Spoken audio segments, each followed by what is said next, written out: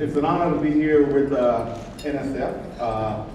Thank you all for inviting me. It's been a wonderful experience. I've actually learned a lot. Right now at Howard, we are planning to write for both CREST and HBCU-UP applications. So this was a wonderful learning experience for me as well. And actually putting this presentation together was a learning experience also. And as Luis mentioned, I just joined Howard in July as the chair of the Department of Anatomy, but the other job that I have there is Assistant Dean for Research and Graduate Studies. And in that role, I am actually leading the effort for Howard to go from R1 status to R2, from R2 status to R1 status. And we don't, I don't know. And I'm actually going to talk about a little bit about how that works, and I've learned that in the process of this job. And so what I'm going to do is talk about developing and implementing a research agenda for MSIs, and I'm going to give sort of an overview first and then talk about this from the perspective of Howard and what we're doing right now to move towards R1 status. And so this is what I'm going to go over today, and I know for some folks I'll be preaching to the choir because you know this, but talk about the different, very briefly, the different types of HBCUs and MSIs. So for some of the audience out there, they may not know what the differences are, what the different categories are, so we'll just put that out there. And then indicate how each one of those types of institutions has a different research capacity. And what does that mean for applying for grants and sustainability of grants and institutionalization of grants? And then I'm going to talk about the Carnegie classifications. This is the R1 and R2. And for a lot of people, including myself, this was sort of a black box. It was unclear, how does one get this status? What does it mean? How do you move from one to the other? And we actually had the CEO of the Carnegie classification system come to Howard, and I'll tell you about what we learned. I actually have some of his slides that I'm going to present that really showed us how we're going to move to R1 in the time frame that we would like to be, which is 2024. What the metrics are, how do they determine their metrics, and what were some of the things that I learned that I could use as leverage to get Howard to do the things that they need to do for us to create the type of research institution that we need to be. And then I'm going to talk about Howard's journey. What are some of the things that we put in place to move towards R1 status in 2024? And then finally, just talk generally about institutional support. I was at one of the sessions this morning, and one of the things that was discussed is when you get these grants, how do you make them sustainable? How do you make the institution make this part of the fabric of where they are so that it can not only continue to build the research infrastructure, support research infrastructure, but how do you create an environment to get funding for the next set of grants that would come from investigators that may have learned from the system. And so what I first want to do is go through my background and put this sort of in the context of these grants, because as Luis mentioned, I am a proud product of multiple HBCUs, and I've worked at minority serving institutions. So as Luis mentioned, I got my BS degree from Grambling State University, which is an HBCU in Grambling, Louisiana, where actually the first black quarterback that won a Super Bowl came from, Doug Williams. So very proud about that. I did my PhD at Meharry Medical College, which is an HBCU medical school. I did that with Jim Townsend, who some of you know, especially my Meharry colleagues over there. And after that, I did my postdoctoral fellowship with Jerry Fishbach at Harvard Med School. And then when he moved to NINDS to become institute director, I moved with him and finished my postdoc there, and then got my first faculty position at Morehouse School of Medicine in the Department of Neurobiology, working very closely with my colleague and mentor, Peter McLeish, who I'm sure some of you all know as well. I was there for 14 years, had not planned to move, but things happened, as we all know. But while I was there, I was able to file some patents that the school actually paid for. So this is an important thing that came up in the meetings this morning, that the schools should support faculty members being able to get intellectual property, to get grants, to support building companies. And so because of that, I actually started a company built around my patent portfolio with my brother, who is actually the Associate Vice Chancellor for Academic Affairs at Southern University in New Orleans. And so he and I have a company together that's still going, and we've actually submitted an SBIR grant, which is another one of the outcomes that Luis mentioned for faculty members who are part of these programs. UC Riverside made me an offer that I couldn't refuse, and so I left Morehouse School of Medicine and went to UC Riverside. I was there for 7 years in a couple of capacities that were very helpful for me doing a lot of the things that I wanted to do, including directing the graduate program. I'm going to tell you a little bit about how I'm reorganizing the graduate programs at Howard right now. And also, I was Associate Dean of Medical Education, so I learned a lot and learned that medical education is actually a field. Sometimes folks with PhDs think that just because we get a PhD, we know how to teach formally, and we don't necessarily. There actually is a field to do this, and so medical education, I learned a lot from there. And then Howard made an offer, and Howard is just sort of a place that I've always wanted to be. It's an HBCU that has an undergraduate program, has multiple PhD programs, a medical school, several health professions programs, and so it's the ideal place for an HBCU to become an R1 institution, and so I'm happy to be a part of that. And so there are several categories, and some of them are newer categories of different minority-serving institutions.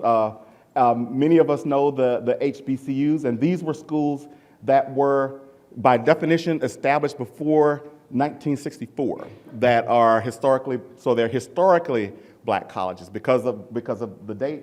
There are a number of Hispanic-serving institutions. UC Riverside is actually one of those, and so we have a majority Hispanic population on the campus, and so there were some unique opportunities being there that I'll talk a little bit about. There are tribal colleges and universities. There are a number of those on the reservations. But some of the newer ones include the predominantly black institutions, which in contrast to the HBCUs, these are predominantly majority institutions that actually have a large black population, and so they train a lot of black students, but the institution does not have the same mission as an HBCU. So they are similar in the types of trainees that they have, but the missions of the institutions are different. There are also Alaska Native serving institutions, Asian American serving institutions, and Native American serving institutions, which are in contrast to the tribal institutions like the HBCUs and predominantly black institutions. So I just want to make sure that we're all on the same page with the terminology, particularly the people who might be viewing in the audience who are not as intimate with these programs. And so I've had the opportunity to be a part of multiple different types of these institutions. So Grambling, for example, is an HBCU. It's primarily a teaching institution. It is considered, what you will see in some of the next slides, it is a doctoral granting institution, but it is not a research institution. So it's a doctoral granting, primarily teaching institution. And so I've had the opportunity to be a part of one of those. I wasn't on the faculty there, but I was there in the trenches, and so I knew all the wonderful things about them. I also knew some of the challenges that happened at the university, but both my parents worked there. There are the professional schools and what the Carnegie Institute calls special focus institutions. And so these are colleges like Meharry Medical College and Morehouse School of Medicine, both of those that I've been involved with as well. These are standalone medical schools. They don't have an undergraduate population. They don't have other colleges. But they are research institutions. And what you will see from the Carnegie slides that I'll show you, that there are different ways in which they are classified as opposed to Howard. There are what are called sometimes called research intensive, but what Carnegie calls very high research activity. These are the R1 institutions. And UC Riverside was one of the, I guess, sort of unique. It used to be more unique that it was an R1 research intensive minority serving institution. So it was a minority serving institution, but it was well funded. And so these are in contrast to research active and high research activity, or R2 institutions, such as Howard, and I know Morgan State. A lot of the HBCUs I know Morgan State's trying to attain R1 status, and there's some other HBCUs, and so all of us are in the same boat. So hopefully we can learn from our experience, and I believe the Carnegie folks are actually happy to come out and talk to your institutions if you are interested in moving that direction. For NIH, these matter. I know that there are programs in NIGMS, the RISE programs in IMSD. The IMSD is a training grant for institutions that I believe have over $7.5 million annually in NIH funds, and the RISE programs have less than that. When I was at UC Riverside, I applied for an IMSD grant. We got scored, didn't get funded, and then I left and couldn't rewrite it.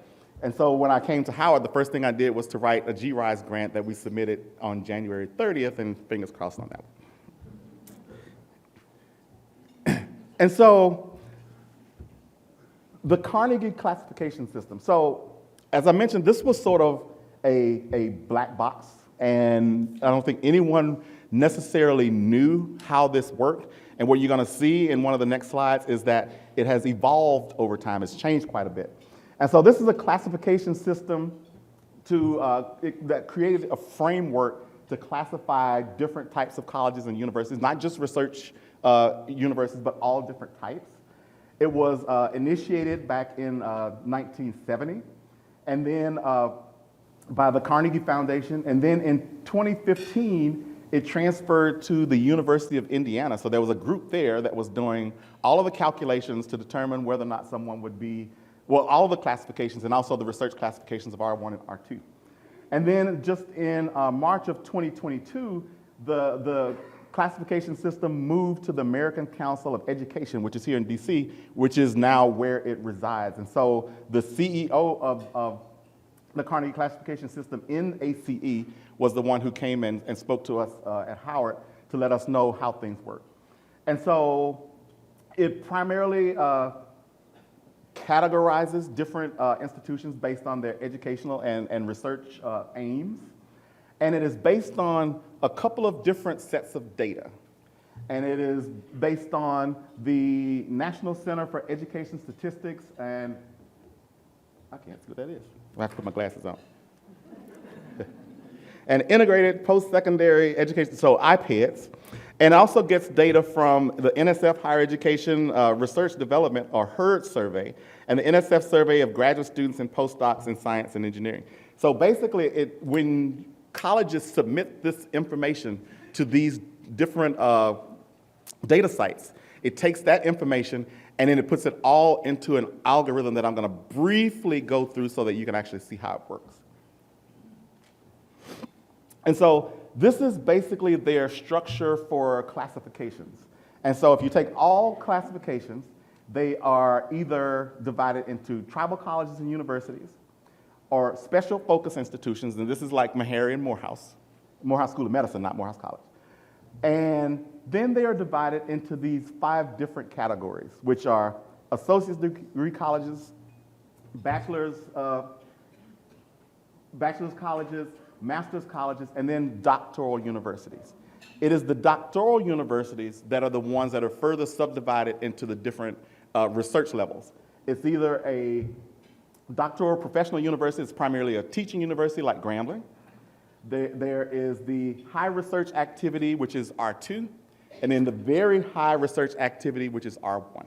And so this is how Carnegie actually does the classifications. And so in order to be R1 or R2 or R3, as the doctoral professional universities are ranked, you have to be a doctoral degree granting university. It cannot be a special focus institution, which is why, although Meharry and Morehouse School of Medicine may have tons and tons of research and research dollars, they won't be able to get R1 or R2 status because they're not considered one of the doctoral granting universities based on the Carnegie system. And so there, as I mentioned, and this is just an overview of what I mentioned before, with different minority serving institutions, they have different research capacities. Again, they're the doctoral universities, which are primarily teaching universities. And so you'll see that In some cases, they will call those R3s, and so R3s can move to R2s, which can move to R1s, and I'm going to show you sort of how that can happen, and it was really fascinating when I found out how they did the rankings. And this is in contrast to the special focus institutions, as I mentioned again. There are a number of different types of special focus institutions, and the ones that we're primarily interested in the context of this presentation would be medical schools and centers, and perhaps research institutions as well that might be included. And so this is an overview, and this was provided by the CEO there, and I have his name on the slide. And so the criteria that they've used has changed over the years. You can see in 73 and 76, you were in R1 if you were in the top 50 of research grants and if your school awarded 50 plus PhDs. And you were R2 if you were in the top 100 in research grants and if your school awarded 50 plus PhDs. That changed, and I'm going to put my glasses on here so I can see this. That changed in 87 through 94, where you can see that they had research level cutoffs. So if you had 33 million or $40 million or more in research grants plus the PhDs, you were R1. If you were less than that, down to 12.5 million, then you were R2. So those were the categories there. In 2000, you can see that it completely changed. It was basically the amount of PhDs you had in 15 plus disciplines. So there was not a grant component to it. And you can see that as well. And then there were 10 PhDs across 3 plus disciplines in 2020. But this is where we are now. And this was perhaps the most compelling thing that I learned. So now there is the very high, which is the R1. And in order to be in that one, at least the minimum criteria is that you are awarded 20 plus PhDs and you spend $5 million. And so this was something that was very important that we learned. It wasn't the amount of money that you have coming in. They count your actual expenditures. So you'll see later that gave us some leverage, because one of the things that Luis talked about is sometimes our infrastructure with buying stuff and our institutions paying bills and things like that. If we don't do that in an efficient way, we are very much so damaging our ability to be ranked in this system. And so it's about expenditures. And so both of those, as you can see, have the same minimum cutoff. So there is no, you make this amount, year one, you make this amount two. Everybody's in the minimum. And then they go and collect all the data from these different surveys and they rank you. And so this is how the ranking works. So there are 10 measures that they look at in order to rank you in the Carnegie classifications. And we learned something very, very interesting that we did not know in that either. First of all, they look at your research and development expenditures again in science and engineering. They also look at your R&D expenditures in non-science and engineering areas. And so while Howard had a pretty good amount of research dollars, it could definitely be more, and expenditures, if you look at our non-science and engineering, our humanities, the funding is very poor. And that was one of the things that really, really dinged us hard when it came to the rankings. They also looked at, which we did not know, science and education research staff. They want to know, how many postdocs and non-faculty researchers do you have? And so that is a measure of the functioning, the vibrancy of your research institution. Do you have people there who you are training who are going to be the next level of scientists? This was an area that we struggled in as well. And what I will show you later, that there were some specific reasons that were on us that we struggled. And then there were some reasons that we struggled in that area because we just weren't doing things in the right way. And so we fixed that. They look at how many doctoral degrees you give in all of the different areas. And this is an area that we've done fairly well. I think we're going to do better in that. And because of what I'm going to show you, that we're reorganizing our graduate programs, I think that's going to go up very quickly and significantly for us. And so what they want to do with all that data is they want to look at how are you per capita capturing this information. So how much funding do you have per person on your campus? How many postdocs do you have per person? And so we have to think about how do we increase per capita data, and there are different ways of doing that I'm going to talk to you a little bit about. And so this is what they do, and I'm not going to go into the detail about this, but they take these different categories and they crunch the numbers, and then they give each category a weight. They put all of those together, and then every institution gets a relative ranking. And so every institution is compared against all other institutions. So everybody has the cutoff. But I believe Johns Hopkins, I think, was top of the rankings, and then there were other schools below. And so what they do is they take all of that data and they put it on a chart and they look at where you sit. So this one probably way out here is Hopkins. I don't know if you could, I don't think I have a pointer, but that blue dot way out there is probably Hopkins. And so everybody sits on there, and I actually circled where Howard was because he showed us where that is. They take all of the people who qualify to be in that category, and I think there were like 260 or so. And basically what they do is they cut the baby in the middle. And so the top half is R1, the lower half is R2. And they don't necessarily cut it exactly in the middle. They go to the middle and they look at where the biggest gap is, and then they put it there. So there may be more R1s and R2s or more R2s and R1s. And so that's how the process works. So if you could imagine that what happens is when schools that are R3 become R2, they get pushed into this. And so if your institution basically did nothing or very little, just by other R3s coming into there, you move to the middle because that's the way that the system works. So as you can see, that was very, very fascinating. I think I've shocked a lot of people in here about how the process works, but now we've learned for us what we can do to get to that status.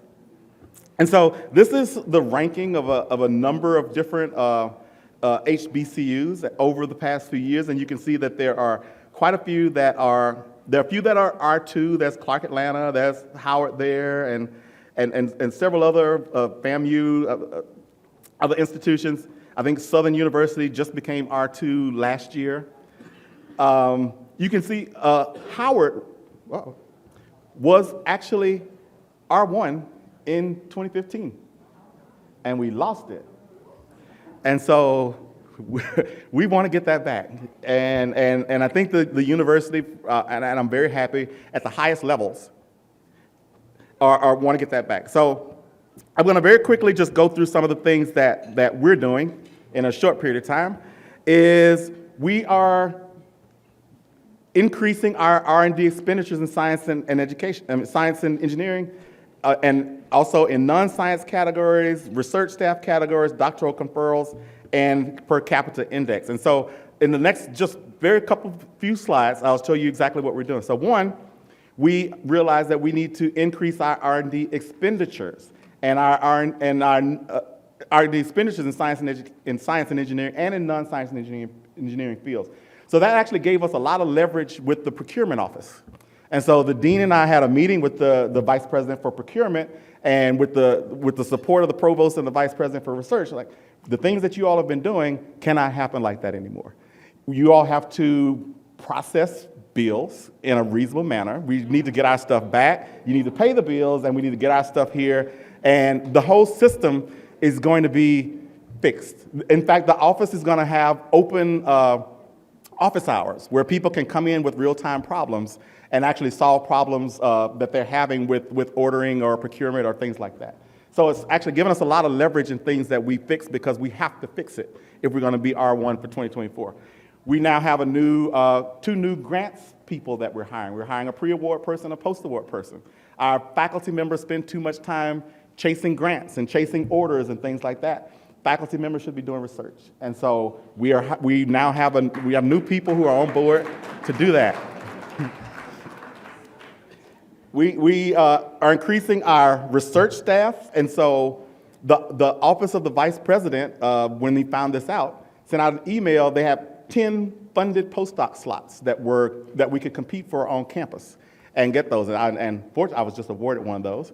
And so they are really doing things to increase the faculty. One of the things that we found is that people were being misclassified. There were people that had all these other job titles that weren't being called a postdoc or a non-faculty research person. It was a biostatistician. They're research assistant professors, they're instructors. All of these people qualify, but they were not counted in our survey. So I actually went through the list manually and found all the people, and we doubled the number of people that would qualify in these categories. Again, efficiency. We are reorganizing our graduate programs. We previously had 6 departmental, small, unfunded graduate programs. One of the first jobs that I got, and this was something that was directed by the provost before I got there, is that those programs are now all being consolidated into a single program in biomedical sciences that will start in 2025. So, students that are interested in coming, they will be fully funded.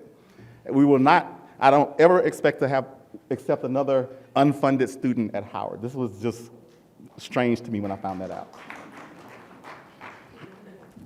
And finally, we want to increase the number per capita of faculty support. So we can either do that by increasing the number of grants that faculty have, which means that we need to support them so that they can go and write grants.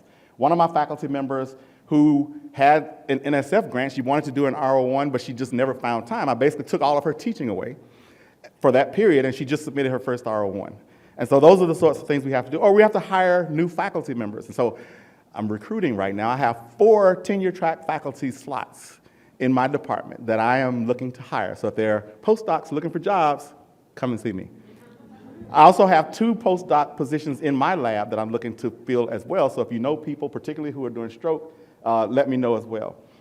So we have to provide, and our new dean is really great at doing this. She's going to provide competitive startup packages. We have a brand new building, a $785 million building for all of our health profession schools that will be opening in 2026.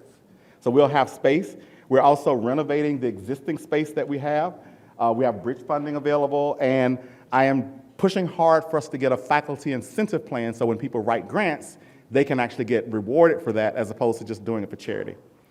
And then last, these are just some of the things that we have to do in order to sustain ourselves with and without the CREST and HBCU. We need research infrastructure from the institution. We need strong graduate programs, internal research support, efficient grants management and procurement. We need effective data management so that when we have to collect the data to give you all for the reports. And so we need a formalized way of doing that. And we need to be sustainable, and we need to make sure that this program exists even if NSF funding goes away. And so with that, thank you all, and it's been a pleasure being a part of this meeting.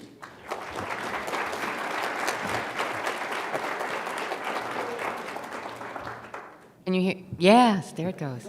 Thank you, Dr. Ford. That was an amazing presentation, and really appreciate it. I'm kind of curious when you say the research infrastructure, what kinds of things to you does that mean? Because I, as a social science type researcher, I'm wondering if my ideas are similar to what we might call traditionally the hard STEM fields. Yeah, I think those are very different. And as I mentioned, we have to pay attention to, and I'm a scientist, we have to pay attention to expenditures in science and engineering. But if we don't pay attention to expenditures in humanities and in some of the other fields, then we will not be successful as well. And so the deans of those colleges are looking at ways in which we can improve that.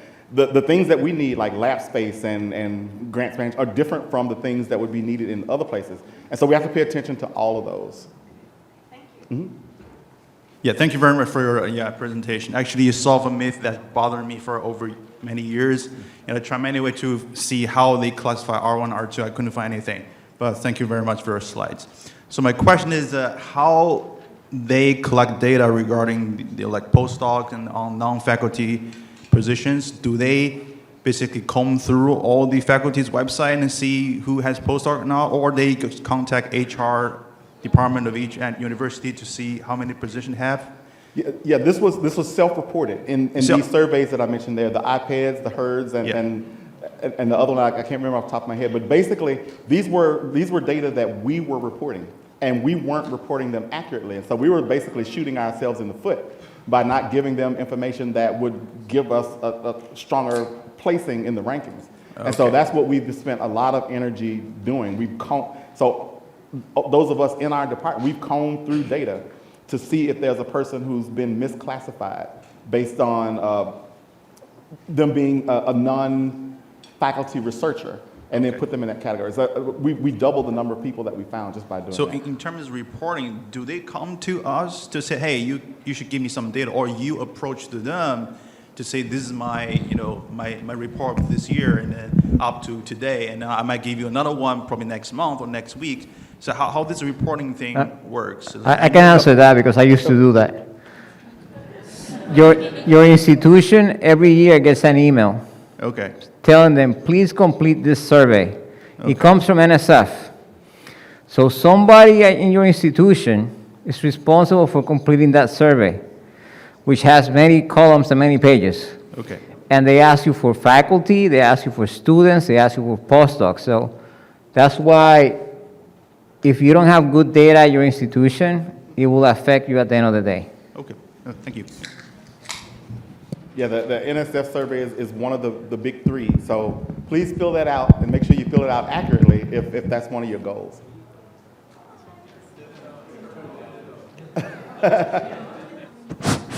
Oh, how many PhDs does it take to turn on a microphone? I just wanted to say thank you so much for your presentation. I genuinely felt the excitement. At first I was like, oh, okay, what is this? And then your excitement just pulled me in, like you're truly passionate about this work, and I just want to say that it shines through, and I love it.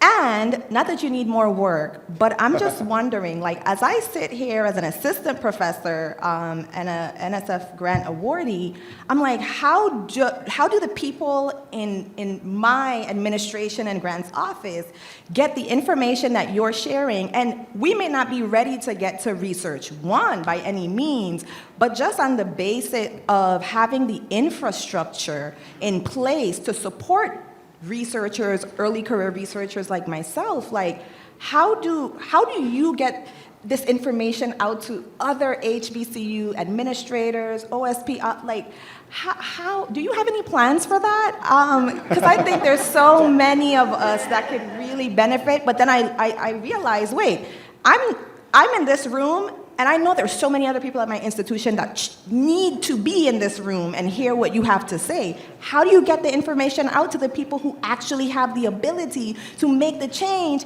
and to support me as an early career faculty and all others like myself? So sure. I don't know if you can answer that, but that's my question. Well, first, thanks for the compliment. I really appreciate that. I am excited to be at Howard, and I'm just so excited about all the possibilities there.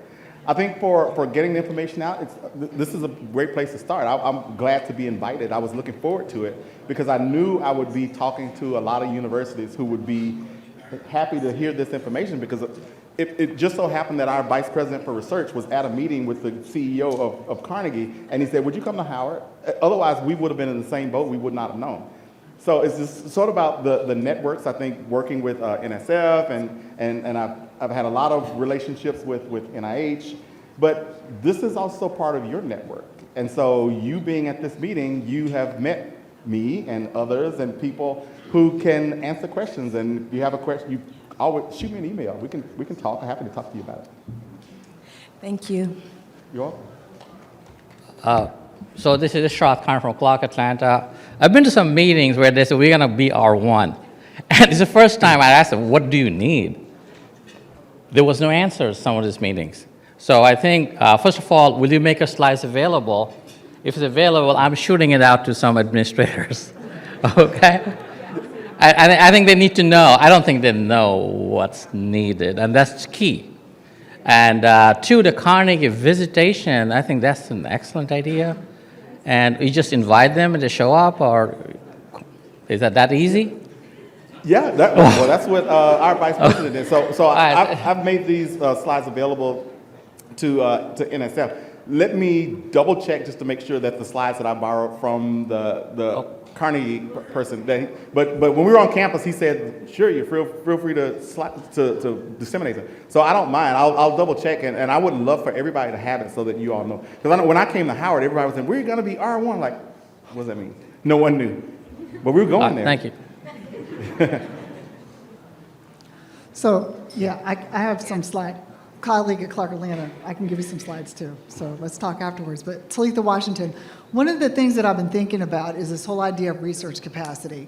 How do you, one, really define research capacity? Not in what we're doing now, counted by just research expenditures, but the total, let's say, research infrastructure at the institution, be it the human resource, and then there's multiple components there, the technology resource, and the process management, as you're pointing out. And so in my mind, I would love to have some sort of assessment tool that institutions could have to get that mirror of, this is where we are with research infrastructure. It's almost like the strength finder thing. Mm-hmm. And then these are strengths to amplify, and these are points where there are weaknesses, but these are the ones we attack, and then these are the ones we can table. I think if there was some sort of tool like that institutions could actually use, that it could help guide institutions forward versus trying to just do I don't want to say haphazard, but like a random assessment of what things are doing and all the rest of that. Does that make any sense? And do you know of something like that? I don't, but I'm going to openly ask my colleagues from NSF and NIH So- that may have these tools available. At least for sponsored programs, you have Encura. Yes. They We will go to go. Cura. They will go and do an audit of your institution, and not in a bad sense. Like they will actually look at your procedures Okay. and say, this is what you're missing, this is what you need, this is how you could change it, and that's something that they do. Okay, great. Thank you.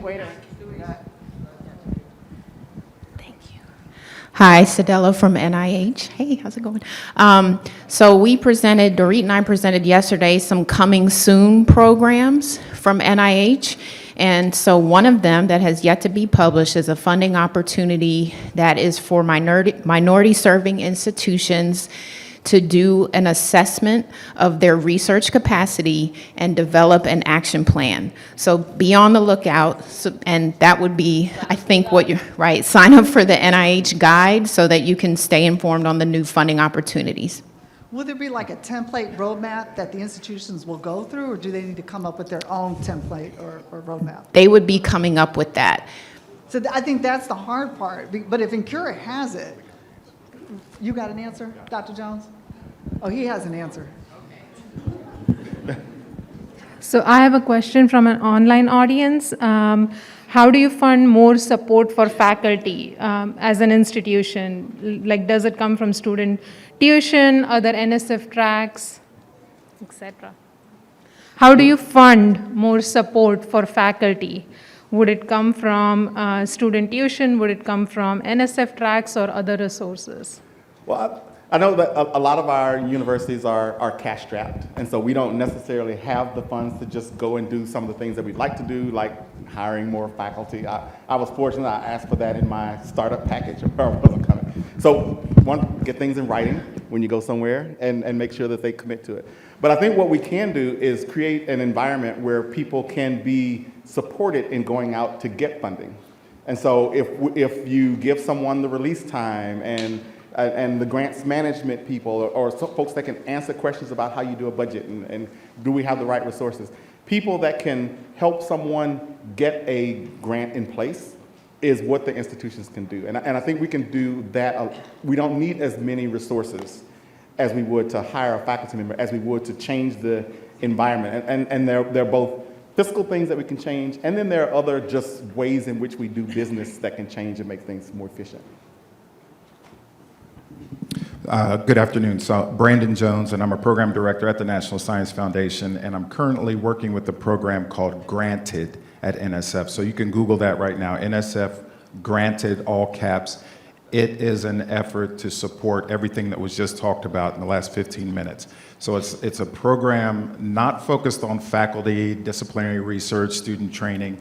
It's focusing on those individuals at the sponsor programs offices, HR, tech transfer, VPs, et cetera, to build the infrastructure to support, as you were saying, faculty then to write grants, submit grants, manage the grants after. So this, if you go to that website, the recording from our first webinar is there, the slide deck is there, there's an email alias. The second webinar will be February 23rd, so please sign up for that and you can come and get more information. We also have office hours, so you could stop by if you have an idea and talk to program directors. Our lead program director, Dina Stroud, is here. There's Dina, some of you met her earlier. So I just wanted to, NSF and with our partners at NIH with an oncoming effort, we hear you and we got you. Thank you. My name is Dr. Joseph Onyelaga from the University of Arkansas in Pine Bluff. The question I have, maybe the people on this table will also answer the question. Listening to you, it looks to me that we are not the people for these slides. Is there an opportunity for you to present this type of slide for our university administrators? Yeah, because most of the funds are in their hands. The method of administration are in their hands. We are the small guys. So is it possible for this table to organize a seminar like that for university administrators so you can make a presentation like this to them? Maybe we shall be there also to argue with them in front of you. Thank you.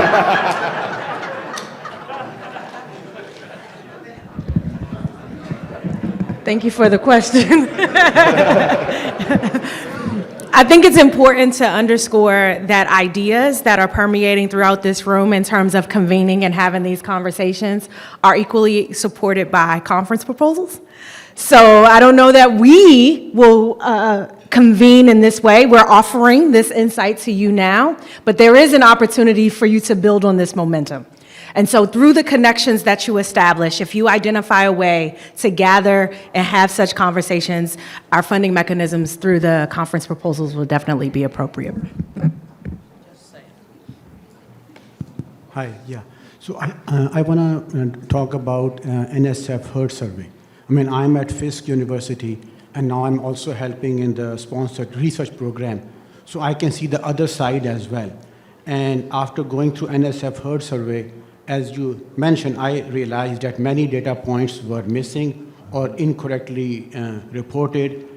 One as a suggestion could be, when we submit our NSF grant on research.gov, if we can ask upfront, it is a basic research, applied, experimental, that will help us aligning our data points.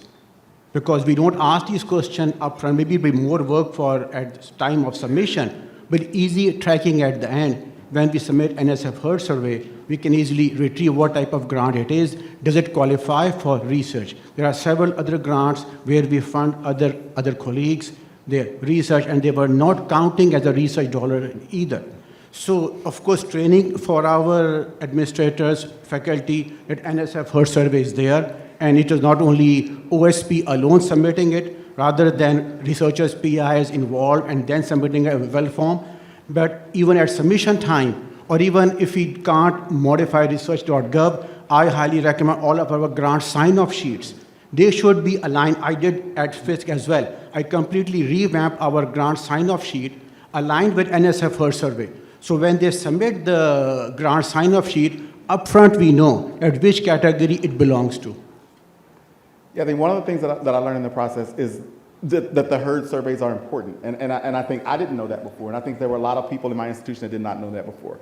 And so there was probably a little bit of a lax behavior with regards to collecting the data. But now we know better. And so all of the folks in the Office of Research, the staff that collect the data, they are trained properly in how to do it. And it should be a collaboration, particularly with the chairs, because the department chairs are the ones who know who the folks are in their department and what their status is and whether or not they would be considered a non-faculty researcher. And so it needs to be a collaboration between the departments and the Office of Research.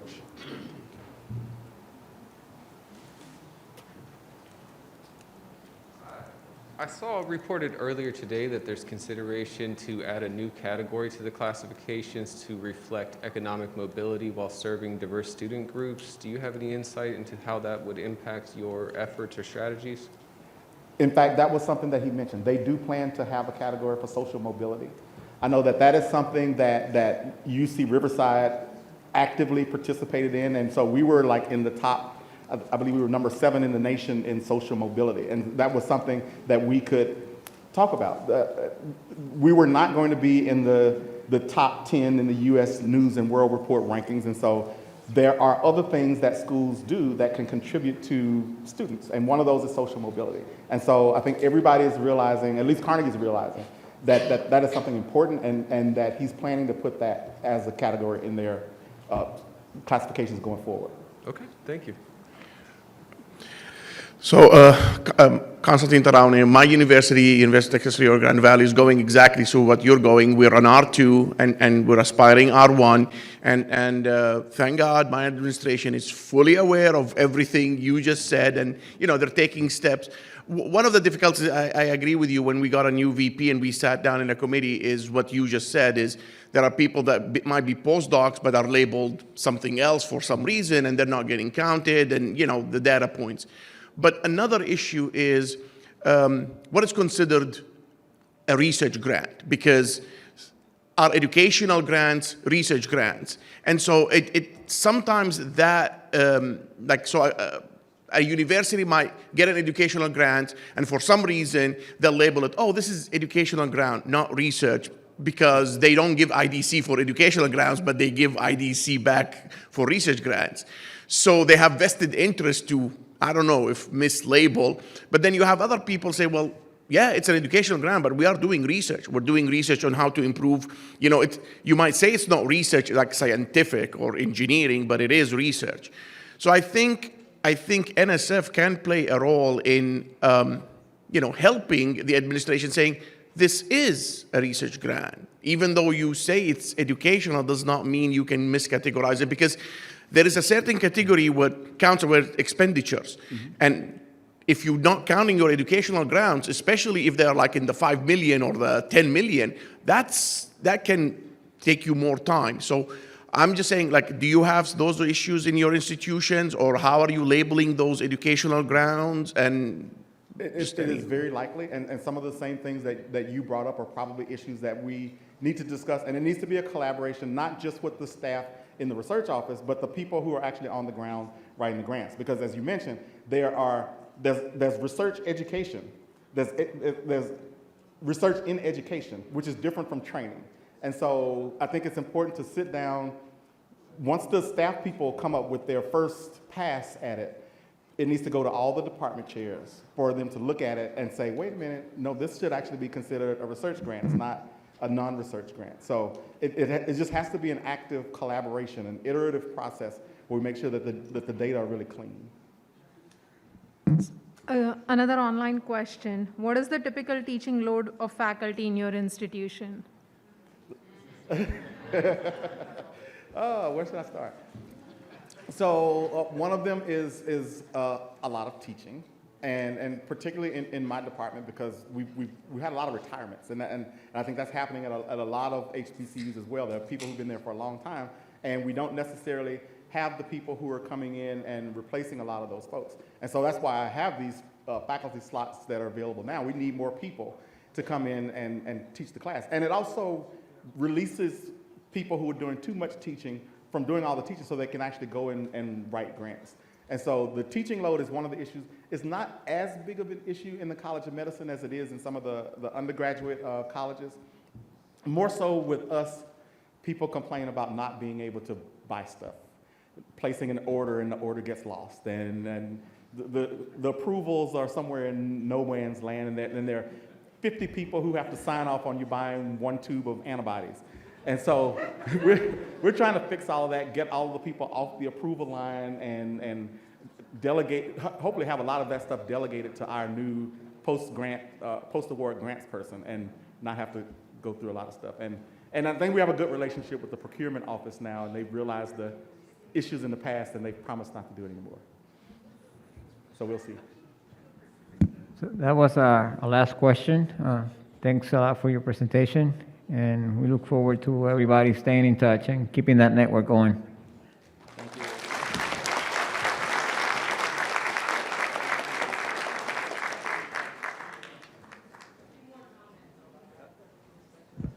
Don't go away yet. Don't go away yet.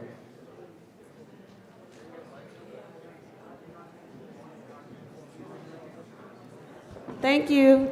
Thank you, Dr. Ford. Feel free, if you have additional questions for the speaker, to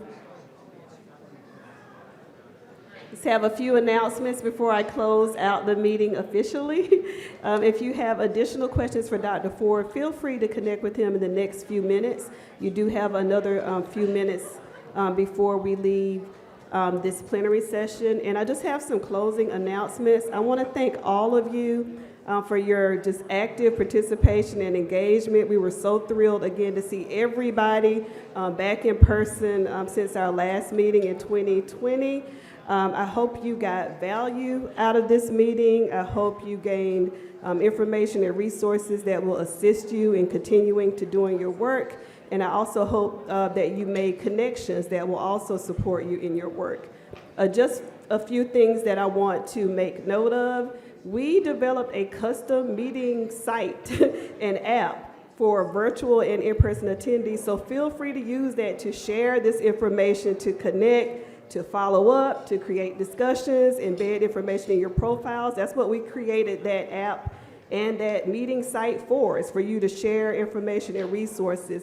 We will also collect all of the slides after the meeting. We don't do that now because we always have changes and edits. So that is why we wait until after the meeting to request all of the final updated slides. Some of the people that shared information from NIH and other organizations, feel free to embed that information in your presentations and then update your slides that way. So there are multiple ways to share information and disseminate.